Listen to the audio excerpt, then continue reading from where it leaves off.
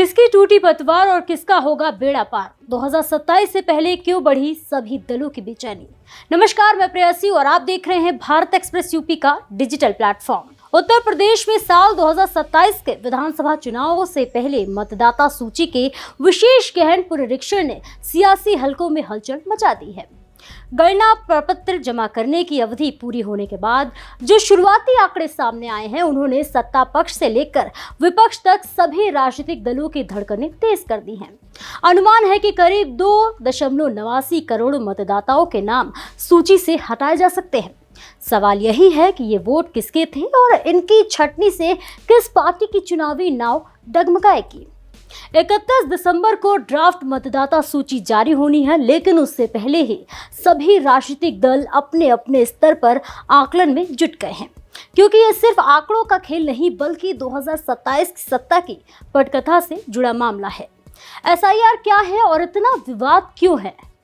SIR यानी special intensive revision एक ऐसी प्रक्रिया है जिसके तहत मतदाता सूची से मृत, स्थानांतरित, लंबे समय से अनुपस्थित और डुप्लीकेट नामों को हटाया जाता है।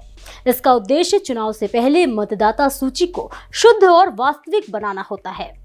नवंबर 2025 से जब यूपी में एसआईआर की शुरुआत हुई, तब प्रदेश में कुल मतदाताओं की संख्या 15.44 करोड़ थे। चुनाव आयोग के अनुसार इस पुनरीक्षण में 2.89 करोड़ मतदाता ऐसे पाए गए हैं जो या तो मौजूद नहीं है, स्थान बदल चुके हैं, मृत हैं या फिर डुप्लीकेट श्रेणी में आते हैं।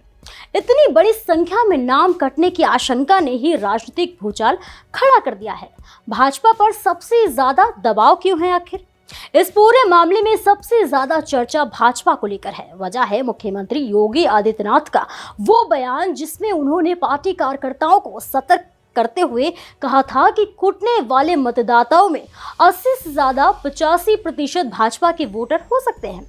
मुख्यमंत्री ने कार्यकर्ताओं को पात्र मतदाताओं के नाम सूची में जुड़वाने के निर्देश भी दिए थे, लेकिन इसी बयान ने विपक्ष को भाजपा पर हमला करने का बड़ा मौका दे दिया।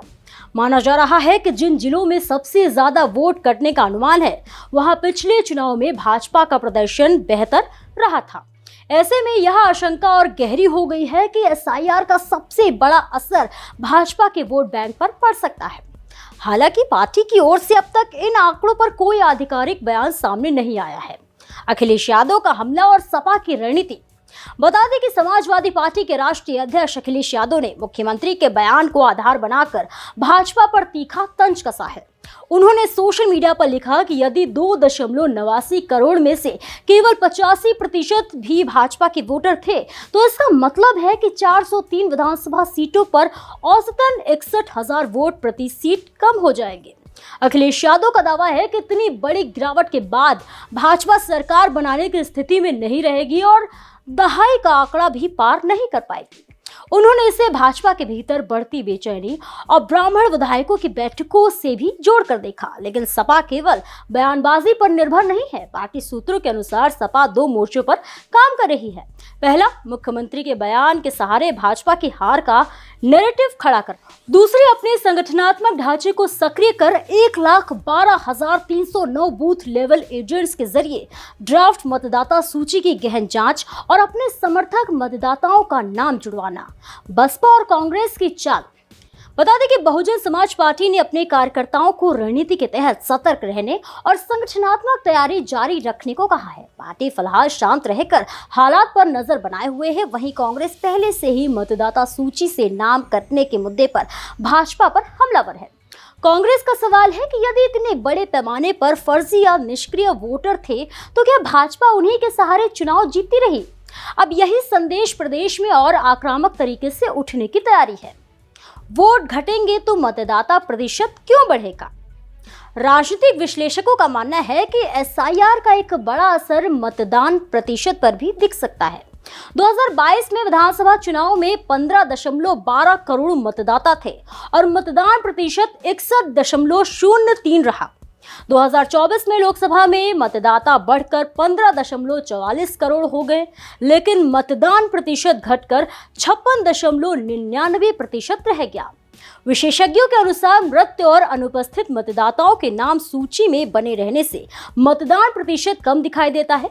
जब वास्तविक मतदाता संख्या सामने आएगी और उतने ही वोट पड़ेंगे तो स्वाभाविक रूप से मतदान प्रतिशत बढ़ेगा।